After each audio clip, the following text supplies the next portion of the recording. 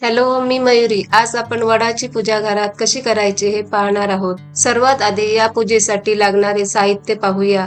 यासाठी लागेल हळदी कुंकू, पाण्याने भरलेला कलश, पंचामृत, दिवा, वडाची 5 पाने, वस्त्र, हार, बांगड्या, सूतगुंडी, अगरबत्ती, थोडी फुले, कापूर, साखर, नैवेद्यासाठी प्रसाद आणि सर्वात महत्वाचं म्हणजे आंबा. आपल्या कोकणात आंब्याशिवाय कोणताही सण पूर्ण होत नाही. त्यामुळे आंबा ठेवण्याची ही परंपरा आहे. तसेच देवघरातील घंटा, वडाची 5 पाने आणि ओटी भरण्यासाठी तांदूळ, नारळ व हळदी कुंकू जवळ ठेवा. चला मग आता वडाच्या पानांचा कोन तयार करूया. सर्वप्रथम अगरबत्तीची काडी घ्या. त्याच्या मदतीने पानाला नीट आकार देत कोन तयार करा. अशा प्रकारे उरलेली सर्व पाने तयार करून घ्या. त्यानंतर आपण आधी घेतलेली 5 फळे त्यामध्ये भरा आणि प्रत्येक पानावर थोडंसं हळदी कुंकू लावायला विसरू नका.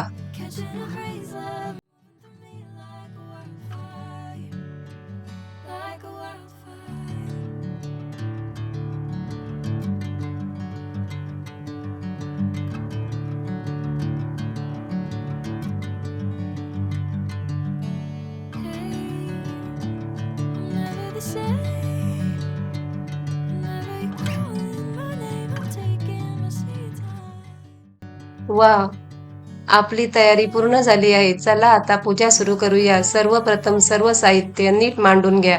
जसं की नारळ, तांदळाची ओटी, नैवेद्य, दिवा आणि अगरबत्ती. यानंतर वडाच्या झाडाची छोटी फांदी घेऊन ती तुळशीजवळ लावा. त्यानंतर त्या फांदीभोवती सूतगुंटी श्रद्धेने गुंडाळा आणि विधीपूर्वक पूजा पूर्ण करा.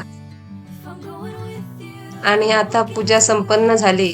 आपल्याला जर ही व्हिडिओ आवडली असेल तर नक्की एक लाईक द्या आणि आपल्या फ्रेंड्सना ही व्हिडिओ नक्की फॉरवर्ड करा. Thank you. बाय.